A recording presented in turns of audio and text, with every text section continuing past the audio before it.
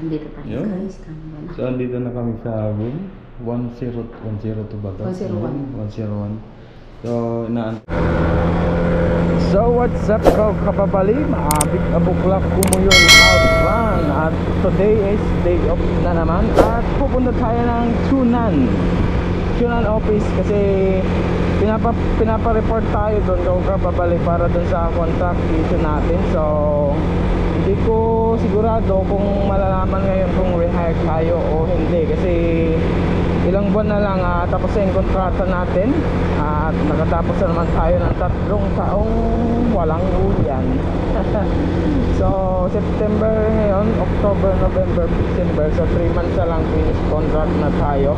So ayun, kaya pinapapunta tayo ng office para dun sa contract issue nga natin at marehire tayo. Baka hindi tayo makawin ng December. Kung hindi tayo na-rehire, uwi tayo ng December kung kababali, no? So ayun, hindi ko alam kung nandun na sila Maring Arlene. So hindi ko rin alam kung ilang kaming may meeting doon. So alas 9 yung meeting natin at 8:16 na ng umaga. So yung biyahe natin is 20 to 30 minutes siguro. So ayun, kita-kita tayo dun sa office mamaya. Let's go.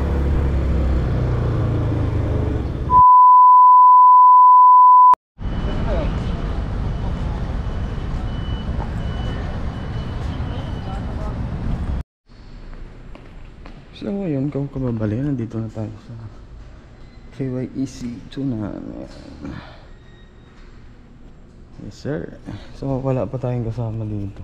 Wala pa sila Maring Arlene. So antayin na lang muna natin.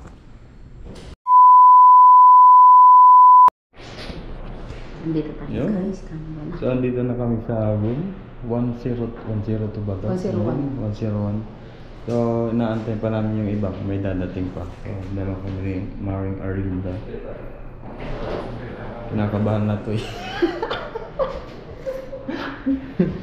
So hindi namin sigurado kung ngayon malalaman kung rehire kami. Ngayon na ba malalaman? Hindi. So ngayon daw malalaman kung rehire o hindi. So antayin na lang natin. Sabi ni sir, ma'am, ito po yung ano nyo, time ng uwi nyo. Yung ticket nyo. Itong date po yung ticket nyo. Kaya magbalot-balot na ka. 101. Mga nagsisipasa. Tapos yung iba na. 9, mga Mga office 9 to 6. Yes, sabi nila si Cavalier. Siguro may inaantay pa kami. So update ko na lang kayo later kung anong result.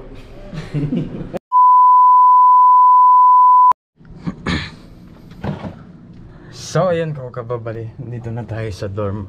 Then bumili ako ng pagkain natin kasi hindi pa ako nag-aalmusal. Nagpunta ako dun sa company kanina. So yun yung main branch ng company namin, no, yung nasa Chunan. At ayun, bumili ako ng pagkain, kutsinta. Dalawang rice ako kasi konti lang yung rice, kaya dinagdagan ko. Tapos ito yung binili kong ulam. Yes sir. Anong tawag dito? Fritada ba to? Fritada nga. Jeez, quality. So ayun, update ko kayo doon sa ginawa namin kanina ko kababali, no. Bali nagpirma lang kami ng ng agreement para sa kontrata ko kababali. Yes sir. So hindi pa tayo totally rehired ko kababali, no. Nagpirma pa lang tayo ng kontrata, ng agreement. Contract agreement, parang ganun. At ayun, pwede pa naman daw bawiin yun, sabi nung coordinator namin kanina, kapag madami kaming error tsaka absent ng absent, no, pwede pang bawiin yun. So pagka wala naman, ayun, mag-aantay na lang tayo ng October kung i-chat tayo ng coordinator namin dito sa dorm para sa contract signing, no. So ayun. Tapos ng contract signing na yun is by November naman daw, kung nakapirma tayo ng kontrata, November, kukuhanin yung passport and the ARC natin for renewal, no. So ayun, kababali. So ayun,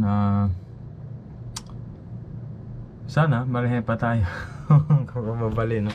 So sana hindi tayo magka-error hanggang sa ano hanggang sa matapos yung kontrata natin, no? Para goods tayo, kababali.